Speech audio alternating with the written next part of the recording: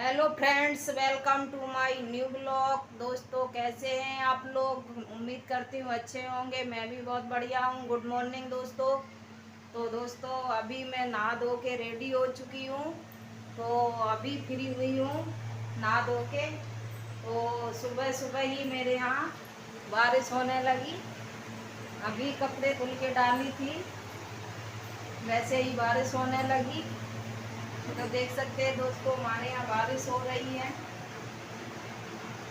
सुबह सुबह बारिश होने लगी, मौसम अच्छा हो गया।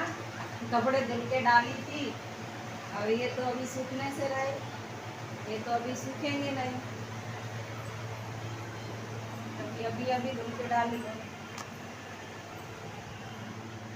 तो दोस्तों, अभी हमारे यहाँ तो कोई था नहीं,